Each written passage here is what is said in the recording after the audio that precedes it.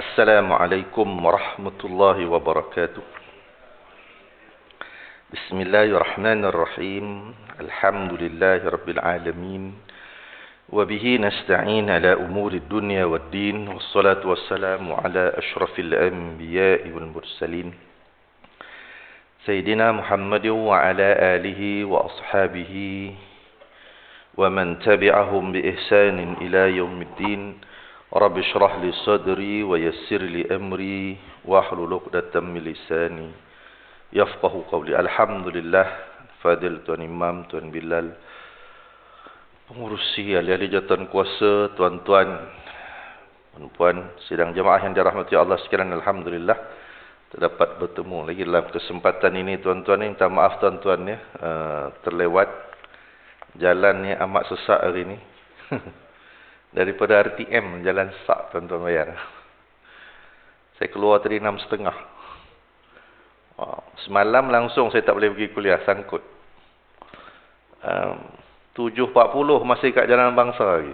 Hampir-hampir tak bergerak tuan-tuan. Saya pun tak tahu kenapa, kata ada pokok tumbang. Jadi sepatutnya semalam tu di Kampung Pandan cancel. Ya, dengan hujan, dengan apa ni. InsyaAllah. Tuan-tuan, insyaAllah kita sambung daripada surah Al-An'am. Ayat yang ke-47. Ya, surah Al-An'am. Ayat yang ke-47. A'udzu billahi minasyaitanir rajim. Qul ara'aytakum in ataakum 'adzabullahi baghtatan aw jahratan hal yuhlaku illal qaumuz zalimun. وَمَا نُرْسِلُ الْمُرْسَلِينَ إِلَّا مُبَشِّرِينَ وَمُنذِرِينَ فَمَنْ آمَنَ وَأَصْلَحَ فَلَا خَوْفٌ عَلَيْهِمْ وَلَا هُمْ يَحْزَنُونَ وَالَّذِينَ كَذَّبُوا بِآيَاتِنَا يَمَسُّهُمُ الْعَذَابُ بِمَا كَانُوا يَفْسُقُونَ. Ayat 47 hingga 49. Qul ara'aytakum in ataakum 'adzabullahi baghtah. Katakanlah wahai Muhammad, khabarkan bagaimana sekiranya kamu didatangi seksaan Allah dengan tiba-tiba atau berterang-terangan. Bukankah yang akan dibinasakan kaum yang zalim juga itu? Tanyakan kepada mereka Muhammad, orang-orang Quraisy, yang penyembah berhala, ahli kitab Yahudi dan Nasara. Bagaimana sekiranya kamu didatangi seksaan Allah dengan tiba-tiba atau terang-terangan?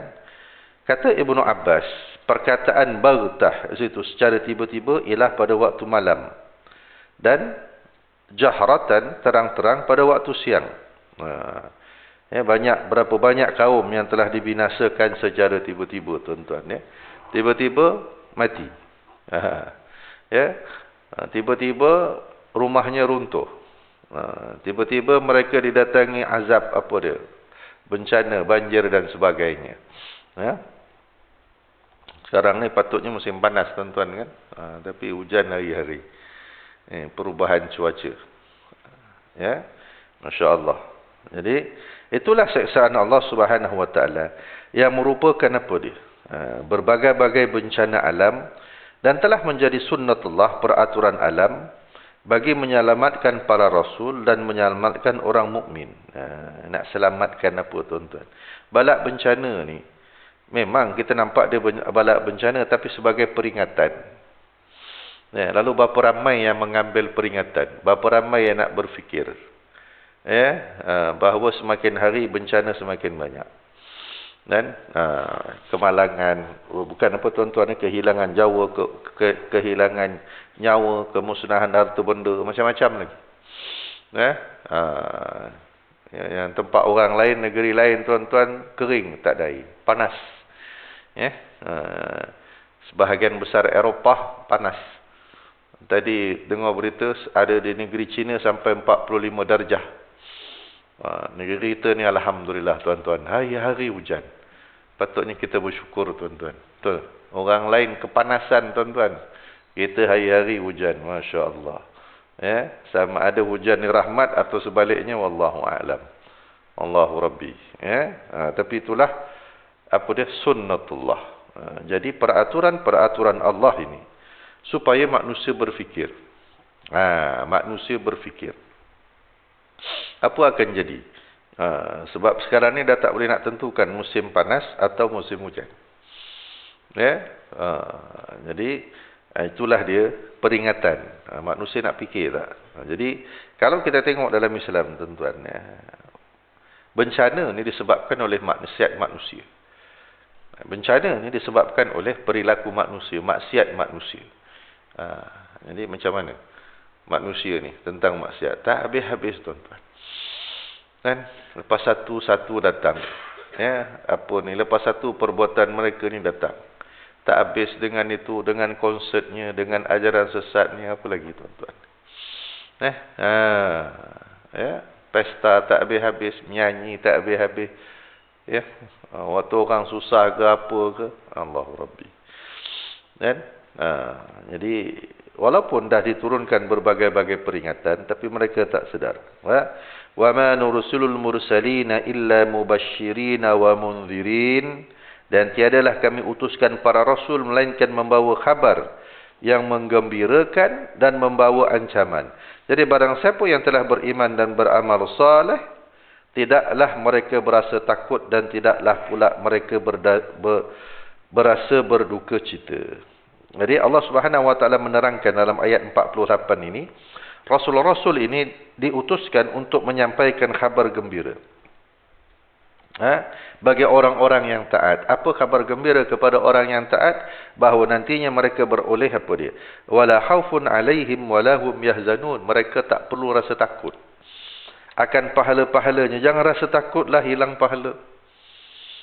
Jangan rasa takut mereka akan apa dia, tuan-tuan, bahawa mereka apa dia, akan diberikan layanan yang baik oleh Allah Subhanahu Wa Taala.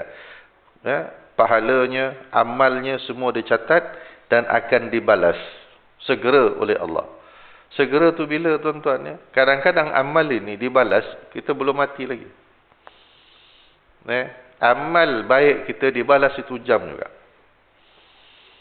Ada yang selepas mati, ada yang masih hidup, ada yang selepas mati, ada yang di hari kiamat. Jadi yang kita nampak, tuan-tuan, kita kadang-kadang tak nampak. Yang kita buat baik itu jam juga Allah Ta'ala bagi. Tapi kita kurang bersyukur. Kan? Kita nampak kita kurang bersyukur. La in syakartum la azidannakum wa la in kafartum inna azabi lasyadid. Kalau kamu syukur, aku tambahkan nikmat. Kalau kamu kufur, azab aku amat pedih. Dan hakikatnya Allah Ta'ala kata apa? Wa qalilum min ibadiyasy syakur. Amat sedikitlah hamba aku yang nak bersyukur. Yang tukang komplain ramai. Tu. Yang tukang komplain tu tak puas hati yang ni. Dia nak bersyukur. Yang tuan, kita makan ni tu macam makan, tuan-tuan. Alhamdulillah dapat makan. Barangkali apa, tuan-tuan? Dapat makan, dapat minum. Barangkali rasanya kurang sikit. Orang lain bukan rasa kurang, makan pun tak dapat, tuan-tuan. Orang di Afrika, saya baca, tuan-tuan, berjalan berpuluh kilometer nak dapat bantuan makanan. Yang kita hari-hari berjalan berkilometer nak turun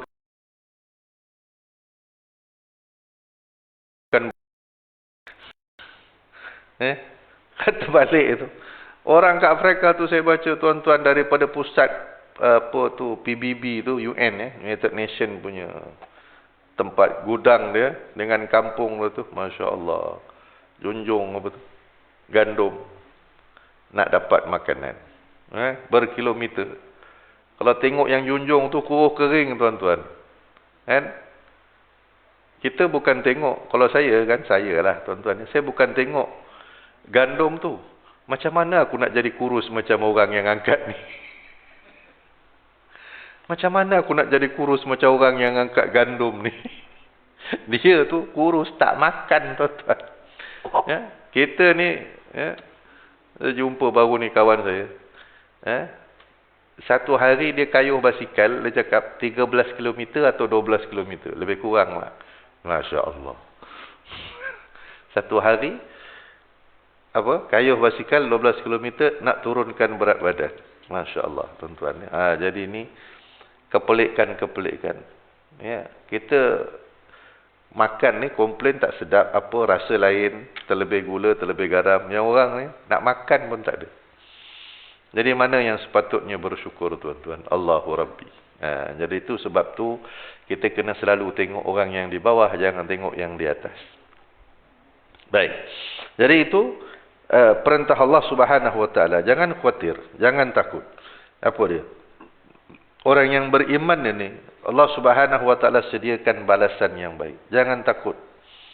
Ya, kalau kamu beriman. Jadi orang beriman ni tak perlu takut, tuan-tuan. Tak perlu takut kepada sesiapa, apalagi kepada makhluk. Tuan-tuan ya. Peduli apa, engkau pun orang macam aku. Betul. Engkau kecil, engkau besar, engkau raja sekalipun, kan? Tuan-tuan ya. Ini apa? Keputusan mahkamah dah keluar. Menimbulkan kekecohan itulah. Tuan-tuan, yang selalu saya tengok apa? Inilah. Kan? Orang kita kalau jadi pemimpin suka ambil kesempatan. Kan? Orang kita kalau jadi pemimpin suka ambil. Tak tahulah kes tu mahkamah lah. Tapi banyak kita jumpa kes kan. Kalau jadi pemimpin dia suka ambil kesempatan. Ambil yang sempat sudahlah.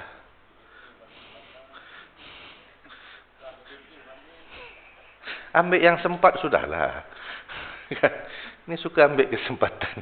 Sikit-sikit sudahlah. Tinggallah kat kawan lain kan. Ini habis kau keruk. Allah Rabbi. Tak menjadi pengajaran. Apa tuan-tuan? Tak menjadi pengajaran ke? Berapa banyak kes yang telah berlaku. Yang paling saya ingat, saya masih kecil tuan-tuan. Kes Datuk Harun. Kan? Menteri Besar Selangor kan waktu tu. Waktu saya sekolah Kedah dah jam berapa. Tapi dah boleh membaca lah. Dah boleh membaca dah. Tanya-tanya. Masya Allah. Kan? Kes bawa apa? Peninju. Peninju kan? Berebut-rebut tengok dekat sekolah. Dekat TV. Tahun 70 berapa? 70 ke 80. Baik, tuan-tuan. Okay. Jadikan pengajaran. Kan?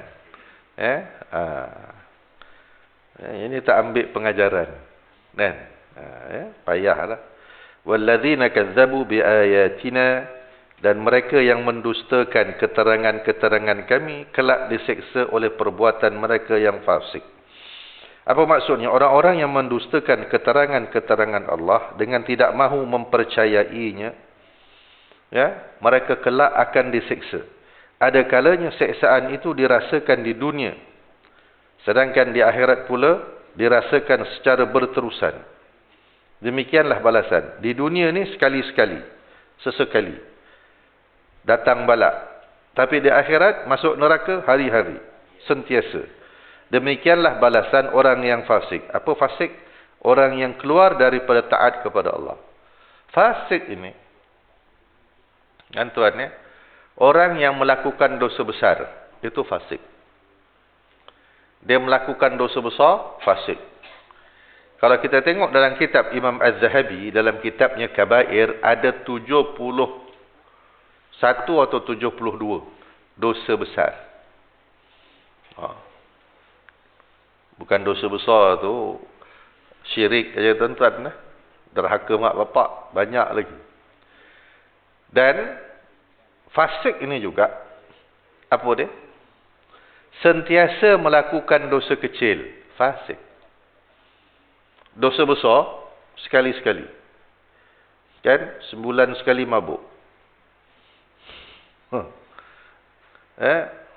Sebulan sekali pergi karaoke. Ini cerita orang karaoke semalam. Dia pergi karaoke. Bila dah masuk tempat karaoke tu, dia tak karaoke lah. Dia minum je. Dia minum kan. Kawan-kawan ajak. Okey. Lepas tu dia nak bayar. Bila dia nak bayar, dia bayar pakai apa? Bukan pakai duit tunai, dia pakai kad. Kad bank Islam. Lepas tu kad tu reject. Dia tak tahu rupanya. Dalam senarai tu, dia tanya saya, kenapa jadi macam ni? Saya kata memanglah. Kau tak tengok dalam peraturan dia, tak boleh dibayar untuk benda-benda, memanglah dia tak ni kan. Tapi kalau ada tulis bar ke, lounge ke apa ke, dia tak akan dibayar, tak boleh bayar. Masya Allah. Baru kau tahu. Lain kali kau nak pergi karaoke, kau jangan bawa kad bank Islam, bank lain. Tuan-tuan ya. Kan kantoi, kan terkantul tuan-tuan. Saya pun lepas tu baru saya teringat, sebab saya pernah belajar tu kan. Betul lah, memang tak boleh saya kata. Apa yang kau pergi gatal pergi ni, tak ada ustaz, saya minum tak kira lah, kau masuk juga, kau bayar. Kan tetap salah. Tuan-tuan ya, dia ada peraturan-peraturan tak boleh dibayar untuk arak, judi dan sebagainya. Tuan-tuan ya. Baik. Jadi fasik ni, orang fasik ini buat dosa besar dan dia tidak sempat bertaubat. Fasik. Kemudian sentiasa melakukan dosa kecil. Dosa kecil tu sentiasa. Maka itu dianggap fasik. Dan orang fasik tak boleh jadi saksi. Dia tak boleh jadi saksi. Tak boleh menjadi saksi pernikahan, perwalian, dan dia tak boleh jadi wali. Sebab fasik. Sebab tu kalau nak menikahkan orang, kan, anak sebagainya, taubat dulu sebulan.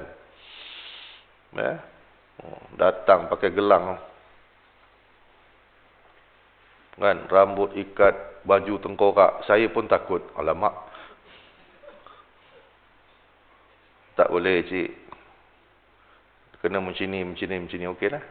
Masa anak dia menikah tu okey, buang semua, kan. Lepas tu buat kenduri kahwin. Ustaz datang, besoknya datang kenduri kahwin tu, la ilaha illallah, pakai balik gelang ni. Dia tak pakai waktu dia nikahkan anak dia. Habis anak dia nikah, pakai lagi. Apa maksud pakai? Saya pun pelik lah. Nak aku tanya ke? Apa yang kau dapat? Tak ada apa, melainkan dosa semata-mata yang berterusan. Allahu Rabbi. Nampak tuan-tuan ya? Atau ruginya orang yang melakukan dosa kecil yang berterusan. Darjatnya jatuh kepada fasik. Kalau dalam Quran jumpa faulaika humul fasiqun, tu.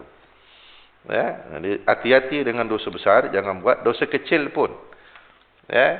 Jadi dosa ni bukan main-main. Ayat yang seterusnya, yang ke-50. A'udzubillahi minasyaitonirrajim. Qul la aqulu lakum 'indi khazainullahi wa la a'lamul ghaiba wa la aqulu lakum inni malak. In attabi'u illa ma yuha ilai.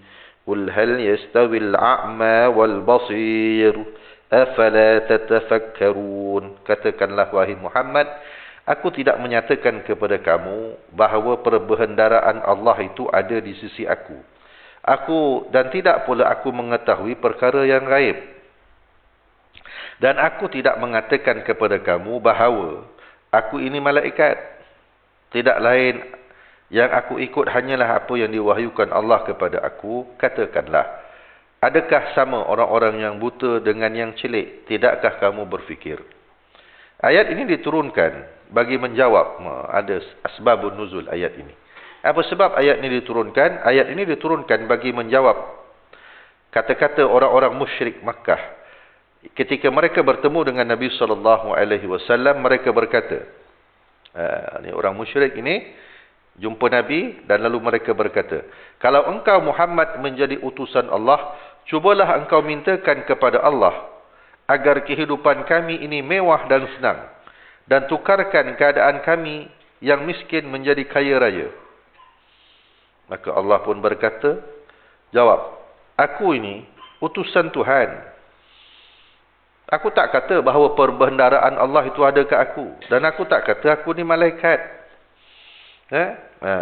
Aku tidak mempunyai khazanah. Aku tidak mempunyai gudang. Aku tidak mempunyai tempat simpan rezeki yang dapat ku bahagi-bahagikan kepada kamu mengikut apa yang kamu hendaki. Yang mempunyai gudang rezeki itu Allah, bukannya aku. Itu kata Nabi. Jadi apa sebenarnya? Bahawa Islam ni, kalau nak masuk Islam ni bukan sebab nak senang. Bukan sebab nak kaya. Tapi sebab apa dia? Nak menghambakan diri kepada Allah. Itu yang disebut oleh Rubai' bin Amir ketika ditanya oleh Rustum. Rustum ini panglima besar, ketua tentera Parsi. Apa sebab kau datang negara kami? Apa sebab kau datang negara kami? Apa kata Rubai'?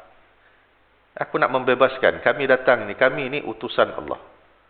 Ya, untuk membebaskan manusia daripada perhambaan kepada manusia kepada perhambaan kepada Allah. Daripada sempitnya dunia kepada lapangnya akhirat. Apa yang aku tawarkan adalah syurga Allah Subhanahu wa taala di bawah keadilan Islam. Nak tawarkan manusia apa dia? Tuan-tuan, ya. Ibadah kepada Allah dan akhirnya manusia masuk syurga. Tak ternilai, tuan-tuan. Bukan nilai dengan harta kekayaan dunia. Jadi Allah Ta'ala, Nabi kata, aku bukan nak suruh kau jadi kaya. Bukan. Kau kaya, kau ke miskin, itu hak Allah Subhanahu wa taala. Tapi yang penting, kaya ke miskin ke, engkau mesti beribadah kepada Allah. Jangan syirikkan Allah dengan sesuatu. Nah, tuan-tuan, yang tu. Itu falsafahnya. Bahawa Islam ni, agama ni bukan duniawi. Bukan bersifat duniawi. Tuan-tuan, Islam ni bukan bersifat dunia ni. Yang ada dunia pun kena habiskan. Betul, kena sedekah, kena zakat. Tapi Allah Ta'ala Maha Pemurah, dia bagi. Tapi engkau kena keluarkan. Aku bagi kat engkau, kau bagi kat orang lain. Tapi kita tak bersifat begitu, tuan-tuan. Kan? Bila dapat tu nak keluar tu, ya Allah. Menggeletar, tuan-tuan. Kan? Kira-kira komplain pula, banyak pula zakat tahun ni. Dia kira-kira banyak pula zakat tahun ni. Patutnya syukurlah. Banyak rezeki aku tahun ni. Tapi tak ada komplain. Banyak pula nak keluar zakat ni. La ilaha illallah. Tu nampak orang yang tidak bersyukur. Jadi ada masanya orang musyrik berkata, kabarkan kepada kami wahai Muhammad, nasib kami nanti di kemudian hari, supaya kami senang bersedia untuk menyambut nasib yang baik dan bersedia pula menolak nasib-nasib yang buruk. Apa keadaan kami nanti? Kami nak bersedia, kami nak yang baik-baik, yang buruk-buruk kami tak nak. Maka Allah Ta'ala suruh Nabi kata, aku tidak mengetahui perkara yang gaib, melainkan apa yang diberitahukan kepada aku. Nabi ini bukan ahli nujum, bukan tukang tilik. Tapi apa yang Nabi sebut, pasti berlaku. Contoh yang paling besar, selalu kan, apa dia? Tanda hari kiamat. Tanda-tanda hari kiamat. Sudah sedikit-sedikit berlaku. Apabila sungai Furat itu kering dan menampakkan harta bendanya. Dan manusia berebut-rebut. Berbunuh-bunuhan. Kiamat. Betul, tuan-tuan. Sungai Furat, Tigris, sudah semakin surut. Akhirnya akan kering. Bila kering, maka timbullah emas. Kat situ manusia berbunuh-bunuhan. Dan Nabi kata, dekat kiamat. Apabila keringnya Tasik Tababirah. Tasik Tababirah ni, Tasik Tiberias. Di sempadan Israel dengan Jordan. Begitu. Aku tak silap saya. Bahasa Arab panggil Tasik Tababirah. Sebelah tu ada kurma baisan, kata Nabi. Kalau Tasik Tababirah ni kering, kurma baisan tak berbuah, kiamat. Betul? Pokok kurma baisan dah tinggal berapa batang pokok. tasik Tiberius itu sudah semakin surut. Tapi orang bukan cerdik, tak tahulah orang Yahudi ni, dia pam air masuk dalam tasik itu. Supaya tasik tu jangan kering. Sebab nanti kalau kering, kiamat. Itu otak Yahudi, tuan-tuan. Bengong tu. Kan? Nak tipu siapa?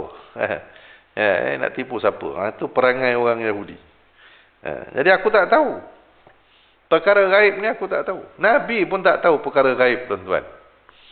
Nabi pun tak tahu. Tapi bomoh-bomoh kita tahu, tuan-tuan. Tu hebat bomoh kita. Kan?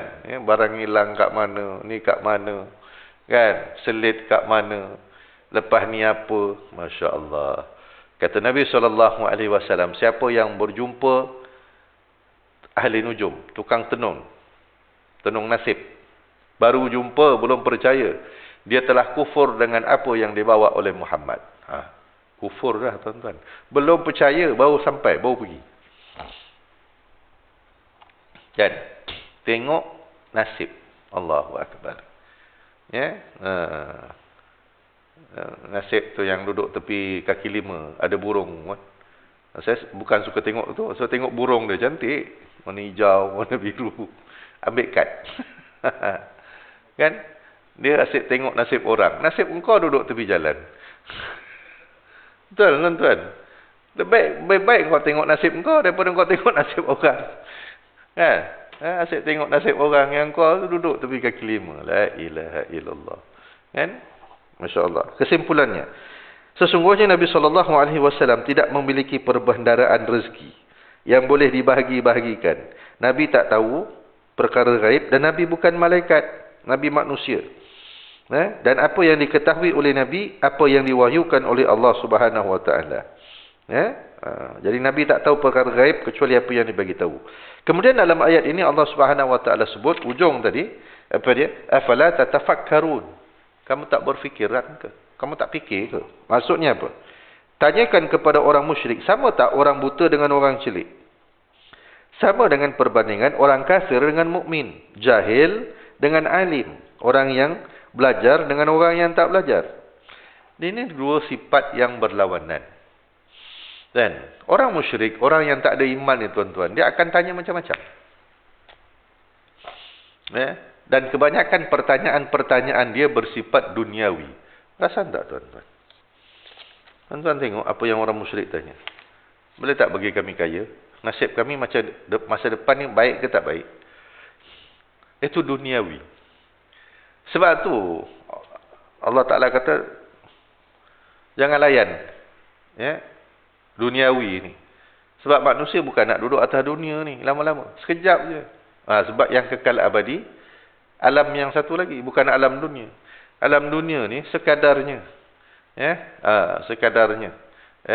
Kata ulama, kamu kumpulkanlah banyak mana pun. Hak kamu adalah 2 helai kain kapan. 2 helai kain kapan, tuan-tuan. Ataupun 3 helai. Habis banyak dah tu. Kan? Kain kapan, mahal mana kain kapan, tuan-tuan? Cantik mana kain kapan? Kain tu lah. Kan? Kain tu, tuan-tuan.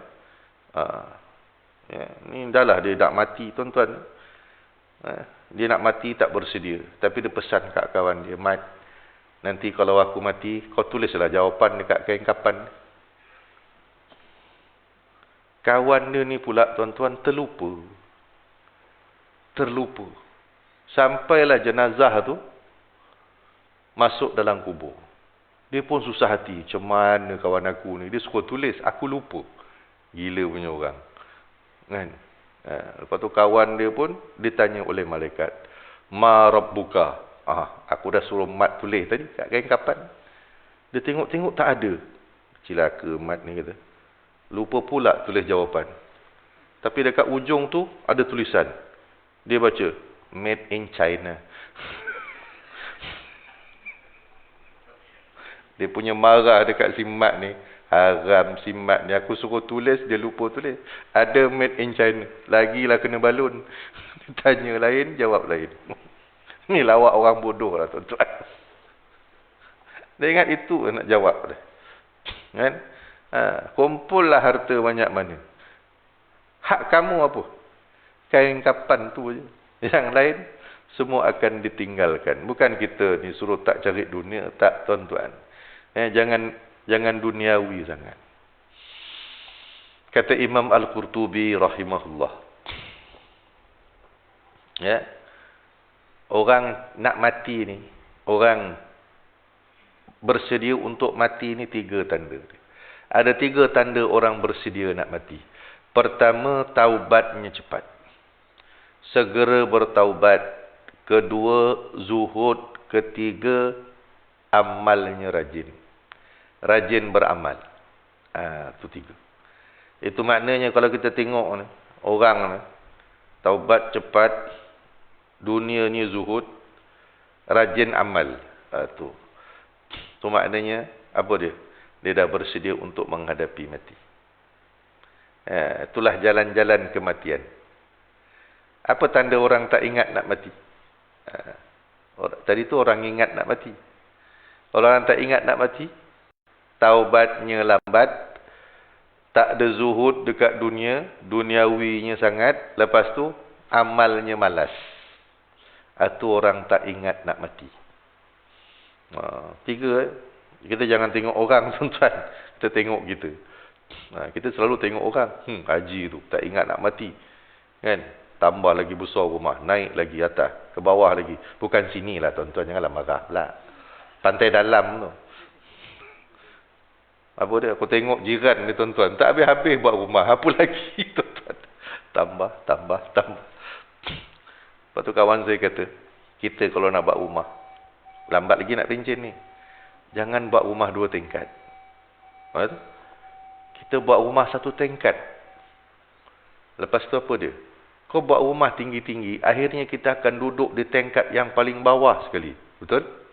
Lepas sebelah bilik kita apa? Bilik air. Itulah dunia kita. Lepas tu fikir-fikir, betul lah juga, tuan-tuan. Kan? Tinggi. Kan? Akhirnya, duduk bilik, sebelah bilik air. Itulah dunianya tinggal. Sebab dah tak larat nak naik. Bukan tuan-tuan, saya pun tuan-tuan. Rumah 2 tingkat, dengan atas tak naik dah, tuan-tuan. Semua barang letak kat bawah. Tak lalu dah nak naik. Kan? Lagi bila kena serangan gaut, tuan-tuan. Ya Allah. Baik. Itulah dunia. Jadi kalau manusia ingat nak mati, maka taubatnya cepat. Dunia ni dah semakin ditinggalkan. Dia dah tak sayang kat dunia. Sebab apa? Nak tinggalkan lah. Kan? Sikit-sikit kita rasa nak tinggalkan dunia. Sebab apa? Kita akan berpindah ke alam lain. Betul, tuan-tuan. Lepas tu apa dia? Rajin amalnya. Ibadatnya rajin. Tapi kalau semakin kita berusia, semakin kita malas untuk beribadat, Allahu Rabbi. Jadi sebab tu nak ibadat ni, tuan-tuan. Kita kena cari geng, tuan-tuan. Kalau ramai macam ni, seronok nak ibadat. Kalau seorang-seorang, tuan-tuan, Allahu Akbar. Kan? Kena pula hujan. Datang rasa malas. Memang tidaklah jawabnya. Tuan-tuan. Duduk rumah lagi sedap. Masya Allah. Tuan-tuan. Baik. Ayat yang seterusnya. A'udzu billahi minasyaitonir rajim. Wa anzir bihil ladzina yakhafuna an yusharu ila rabbihim laisa lahum min dunihi waliyyun wala syafi'. La'allahum yattaqun. Berikanlah amaran dengan Al-Quran ini kepada mereka yang takut bahawasanya mereka bakal dihimpunkan kepada Tuhan mereka dan mereka tidak mempunyai pelindung selain daripada Allah dan tiada pula mempunyai penolong. Moga-moga mereka menjadi orang yang bertakwa. Baik. Ayat ini Allah Subhanahu wa taala menyuruh Nabi SAW melalui wahyu, yaitu Al-Quran, tanya kepada orang-orang yang apa? Yang takut mendengar berita-berita padang mahsyar, orang yang takut mendengar cerita hari kiamat, orang yang takut mendengar cerita hari kematian. Bagi tahu, kau takut semua ni. Ini dia bukti dia. Datang daripada Allah Subhanahu wa taala, tertulis di dalam Al-Quran. Sama ada orang tersebut daripada mukmin yang percaya adanya hari kiamat ataupun orang kafir yang tak percaya. Sesungguhnya tiada seorang pun daripada mereka yang takut mendengar, yang tak takut mendengar betapa dahsyatnya peristiwa di padang mahsyar. Ya, manusia dibangkitkan dengan bermacam-macam bentuk, gaya dan rupa. Kan? Ya, dengan kehausan. Ya, dengan matahari kadar sejengkal. Ya, peluhnya ada yang di buku lali, ada yang di lutut, ada yang di peha, ada yang di pinggang, ada yang tenggelam dengan peluhnya sendiri. Masya Allah. Ya, huru hara dibangkitkan pada hari kiamat nanti. Ini amaran. Ya, jadi pasti mereka akan kecut hati dan mereka akan berubah insya-Allah. Bahawa apa hari kiamat ini semua makhluk akan dihimpunkan.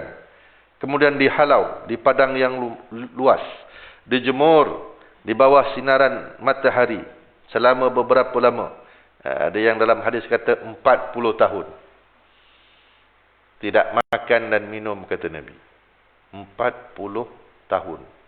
Allahu Rabbi. Ya. Pada hari itu tiada seorang pun ada pelindung dan penyelamat kecuali Allah Subhanahu wa taala, itulah pelindung dia. Jadi kalaulah orang daripada dunia sudah minta Allah Taala sebagai pelindung, insya-Allah nanti di hari kiamat Allah Taala lah pelindung dia. Tapi kalau kat dunia dia mencari pelindung-pelindung lain, ya, daripada apa tuan-tuan? Sembahan-sembahan dia. Nanti di hari kiamat Allah Taala kata, kau cari sembahan-sembahan kau mana? Mana yang kau sembah, mana yang kau beribadat dulu. Kan? Padahal tuan-tuan ni kalau tengok yang lain dia punya ibadat dia tuan-tuan, masya-Allah. Kan? Ya. Malu kita tuan-tuan. Masa saya belajar dulu. Kan? Tengok dia orang ni naik bas pun pakai baju, kan? Pakai jubah hurin kan tuan-tuan. Kita pun cakap, masa tu kita orang sekolah agama ni kan, siapa yang berani pakai jubah hurin naik bas macam ni? Kau pun tak berani kan? Tengok dia orang. Rambut botak, kan? Tak boleh ada harta. Tak boleh ada harta tuan-tuan. Bajunya sekadar 3 helai. Tak boleh ada harta. Kepala botak sentiasa. Tak berkahwin. Kita pun tak sanggup kan, saya cakap kan. Tengok dia, betapa dia orang punya zuhudnya di dunia. Mengharapkan apa? Mengharapkan nanti kebaikan lepas matinya. Tapi lepas matinya tak ada apa. Sebab salah pilih jalan. Masya Allah. Kan? Salah pilih jalan. Jadi di hari kiamat mereka mengharapkan kebaikan. Tapi kebaikan tak ada. Tak jumpa. Kan? Dia beza dengan orang beriman. Kan? Beza dengan orang beriman. Sikit pun Allah Ta'ala akan nilai. Kan? Sikit pun Allah Subhanahu Wa Ta'ala akan nilai. Walaupun imannya pun dia sebesar zarrah, tetap akan dapat balasannya juga nanti. Ya. Baik. Itu. Dan tuan ni, kalau manusia tahu akan susahnya di padang mahsyar nanti, mereka akan beriman. Tak nak beriman. Wala tatrudil ladzina yad'una rabbahum bil ghadati wal 'ashi yuriduna wajha ma 'alaika min hisabihim min syai'in wa ma min hisabik وَمَا مِنْ حِسَابِكَ عَلَيْهِمْ مِنْ شَيْءٍ فَتَطْرُدَهُمْ فَتَكُونَ مِنَ الظَّالِمِينَ.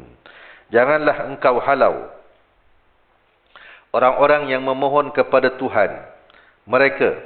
Jangan engkau halau orang-orang yang memohon kepada Tuhan mereka petang dan pagi mengharapkan redha Allah. Engkau tidak memikul tanggungjawab mereka sedikit jua pun. Ya? Dan mereka pula tidak memikul tanggungjawab engkau sedikit pun. Mengapa pula engkau halau mereka kalau engkau menjadi orang-orang yang zalim? Ayat ini teguran. Ya? Ayat ini apa? Teguran Allah Subhanahu Wa Taala kepada Nabi. Jangan terpengaruh oleh permintaan pembesar-pembesar Quraisy yang meminta Nabi menghalau orang-orang mukmin yang lemah daripada sisinya. Apa ceritanya? Apa cerita ayat yang ke-52 ini? Ya, kata para ahli tafsir, pada suatu hari, sekumpulan pembesar-pembesar Quraisy singgah ke tempat Nabi. Yang pada ketika itu, Nabi sedang duduk bersama dengan apa? Syuaib, Bilal, Ammar, Khabbab, dan lain-lain orang mukmin yang miskin, hamba-hamba yang tertindas, bekas-bekas hamba, di bawah kekuasaan yang sentiasa tertindas, di bawah kekuasaan orang-orang besar Quraisy dan tuan-tuan dia. Jadi bila dia datang, dia tengok dekat sekeliling Nabi ni, ada orang-orang yang miskin, yang tidak sedarjat dengan pembesar-pembesar Quraisy ni. Jadi, apa dia? Pembesar-pembesar Quraisy ni kata kepada Nabi, "Hei Muhammad, adakah engkau rela mempunyai pengikut daripada orang-orang yang seperti mereka sebagai ganti daripada kaum engkau sendiri? Inikah orang-orang yang Allah kurniakan kepada mereka di antara kami? Engkau halau mereka daripada sisi kamu. Mudah-mudahan dengan sebab engkau halau mereka, kami akan jadi pengikut kamu." Bila orang Quraisy itu datang, dia tengok yang jadi pengikut orang lemah, bekas hamba, orang miskin. Muhammad, halau dah. Kau nak ni pengikut kau. Jadi pengikut kau orang yang macam ni. Kalau engkau halau, mudah-mudahan kami jadi pengikut kamu. Kata pembesar-pembesar Quraisy. Jadi Allah menegah Rasul. Supaya jangan terpengaruh dengan hasutan orang-orang musyrik yang membenci orang mukmin yang bersifat lemah, miskin, tertindas. Jadi orang mukmin walaupun mereka miskin, tertindas, mereka beribadah kepada Allah pagi dan petang. Itu tanda keimanan. Walaupun darjat di sisi manusia itu berbeza, tapi di sisi Allah, masya-Allah. Sebab walaupun mereka pembesar, berjawatan, pengaruh, kaya, tapi mereka kufur kepada Allah. Darjatnya di sisi Allah tak sama. Apa yang dipandang oleh manusia? Tentulah pangkat, darjat, keturunan, segala macam kan. Tapi di sisi Allah, Allah Ta'ala pandang siapa? Orang yang beriman. Jadi tak patut dihalau. Dan itulah sifat Nabi, tuan-tuan. Kalau kita tengok para pengikut para Nabi ni siapa, tuan-tuan? Daripada Nabi Nuh sampai Nabi Muhammad, kebanyakannya orang susah, orang miskin, fakir. Itu kebanyakannya. Kan? Apa kata Fir'aun kepada Musa? Musa, macam mana aku nak beriman dengan kau? Pengikut engkau siapa? Pengikut engkau ni hamba-hamba kami, yang kami perhambakan. Yang kerja buat itu, buat ini, itu hamba kami. Lepas tu jadi pengikut engkau. Macam mana kami nak ikut engkau? Apa tuan-tuan? Nampak tak? Manusia tu dikira dengan pengikut-pengikutnya. Walaupun pengikutnya tu tak betul, songlap, makan rasuah, apa? Nampak tuan-tuan? Tapi sebab berpengaruh, kaya, berjawatan, berkedudukan, bangsawan, itu yang mempengaruhi manusia kabur dengan dunia. Manusia kabur dengan dunia. Bukan tu. Sebab pengikut para Nabi ni apa? Orang miskin, orang susah, fakir, bekas hamba. Itulah pengikut Nabi Nuh. Yang pembesar dia kata, "Alah, Nuh, pengikut kau macam ni." Tak berminat dia nak masuk. Betul. Pengikut engkau ni orang yang paling rendah darjatnya di kalangan kami. Lalu bagaimana kami nak ikut kamu? Pengikut Nabi Isa. Apa dia tuan-tuan? Nelayan, petani, orang biasa. Habis-habis tinggi pun ada seorang pemungut cukai. Tu barangkali waktu tu dia lah seorang yang kerja kerajaan Bengali. Waktu tu lah barangkali tuan-tuan. Sebab pemungut cukai kepada kerajaan Rom. Masa tu Palestin di bawah pemerintahan Rom. Tuan-tuan. Jadi tu. Habis-habislah tu. Paling tinggi. Itu biasa tuan-tuan. Sebab apa? Islam nak mengajar manusia. Jangan dibezakan manusia dengan darjat. Sebab di sisi Allah Subhanahu wa taala darjat orang tu tak diketahui. Kan? Satu hari malaikat datang jumpa Nabi sallallahu alaihi wasallam. Nabi sedang berada di Baqi'. Tiba-tiba Nabi terasa belakangnya disentuh dengan rasa yang sejuk. Waktu tu malam, tengah malam, Nabi duduk di Baqi', Nabi terasa sejuk. Lalu Nabi toleh, rupanya Jibril. Masya-Allah tuan-tuan. Bila Nabi pergi kubur? Tengah malam. Kita tengah malam nak pergi kubur, tak ada dah. Kena pula terasa sejuk, confirm lari. Confirm tak cukup tanah, motor pun tinggal. Lambat start. Kunci pun tak tahu kat mana. Tak, tuan-tuan. Nabi ni selalu pergi ziarah ke Baqi'. Selalu. Lepas tu Jibril tanya Nabi, Muhammad, engkau tahu tak apa yang kami sibukkan di langit? Tak tahu. Kami sibuk mengatur darjat-darjat manusia. Setiap manusia tu ada kedudukannya di sisi Allah. Macam kita tengok carta lah kan.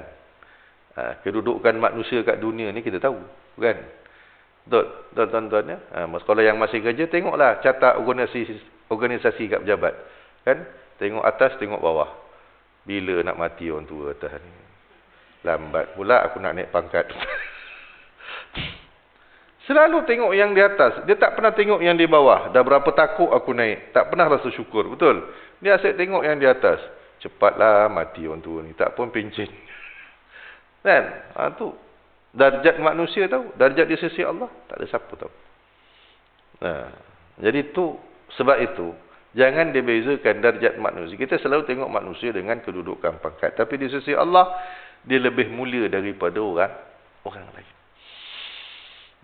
Siapa yang namanya disebut di sisi Allah? Indal malaikah. Disebut oleh Allah di hadapan malaikat. Orang yang duduk dalam majlis zikir. Orang yang duduk dalam majlis zikir. Orang yang duduk dalam majlis mengingati Allah. Tu Nabi kata, Allah sebut nama kamu dalam majlis yang lebih baik. Berita tu disampaikan oleh siapa? Oleh Jibril. Jibril baru saja datang jumpa aku bagi tahu. Masya Allah tuan-tuan. Dan apa maksudnya? Engkau tidak memikul tanggungjawab mereka dan mereka tidak memikul tanggungjawab engkau. Maksudnya apa? Tidak ada sesiapa pun yang memikul tanggungjawab orang lain. Sama ada rezeki maupun menguasai, sedikit pun tidak dapat dilakukan. Tidak engkau dan tidak juga mereka. Tetapi Allah lah yang boleh melakukannya. Orang mukmin bukanlah menjadi hamba kepada para rasul. Tapi dia hamba kepada Allah. Dan Allah lah yang menguasai mereka dan memberikan amal bakti. Sebab apa? Orang Quraisy ini selalu melihat bahawa kalaulah yang menjadi pengikut itu orang yang darjatnya rendah. Lalu yang menjadi pemimpin pun rendah darjatnya. Sedangkan kehendak Allah apa? Memanglah Nabi itu Nabi. Tapi di sisi Allah, orang yang miskin, yang rendah darjatnya, yang susah, jadi hamba itu, darjatnya tinggi di sisi Allah. Sebab apa? Allah Ta'ala yang bagi dia rezeki. Allah Ta'ala yang bagi dia nikmat. Allah Ta'ala yang bagi dia syurga. Arduhas samawat wal ard. Seluas langit dan bumi. Masya Allah. Siapa bagi? Allah Subhanahu Wa Ta'ala bagi. Bukan orang Quraisy yang nak bagi. Jadi tidak patut engkau menghalau orang mukmin yang tertindas itu. Jangan engkau menjadi orang yang anaya. Jadi perbuatan itu apa dia tuan-tuan? Perbuatan yang zalim menyisihkan orang hanya kerana darjatnya. Sebab itu Islam ni aja solat tak ada. Tak ada kedudukan yang khas. Siapa datang dulu, dia duduk depan. Dia dapat hak duduk depan. Tapi itulah masalah orang kita. Siapa datang dulu, masih tetap duduk belakang. Kan tuan-tuan kan? Patutnya siapa datang dulu dia mendapat hak untuk duduk di barisan saf yang paling depan. Tapi orang kita datang dulu tetap juga di sebelah belakang. Bukan sini tuan-tuan, ni surau lain. Janganlah marah pula. Janganlah marah pula tuan-tuan, ni surau lain. Kan inilah pelik orang kita. Apa kata Nabi SAW? Kalaulah manusia tahu akan kelebihan saf yang pertama, nescaya mereka akan mengundi. Dalam hadis yang lain, nescaya mereka akan mengeluarkan pedang. Aku nak duduk saf yang pertama. Saf pertama semua boleh duduk tuan-tuan. Cuma jangan duduk betul-betul belakang imam. Itu tempat Bilal tuan-tuan.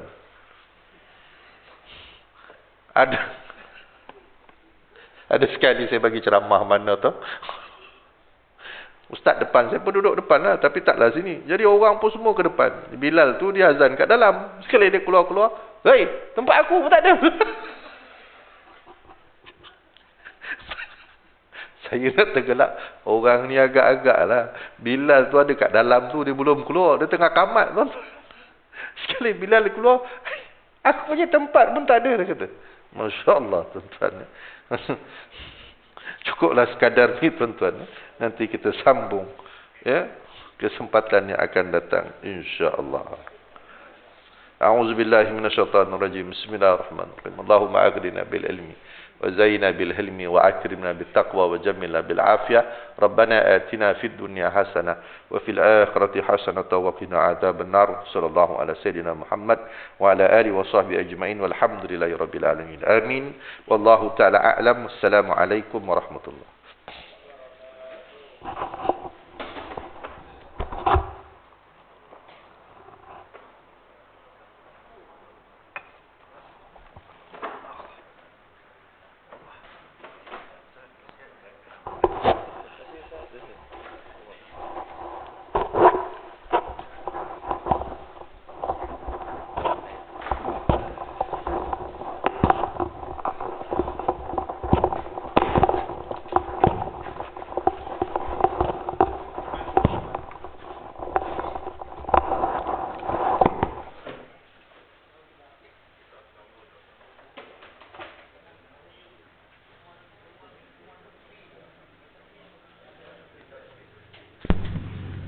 Bismillahirrahmanirrahim. Allahu Akbar, Allahu Akbar. Asyhadu an la ilaha illallah. Asyhadu anna Muhammadar Rasulullah. Hayya 'alas shalah, hayya 'alal falah. Qad qamatis shalah, qad qamatis shalah. Allahu Akbar, Allah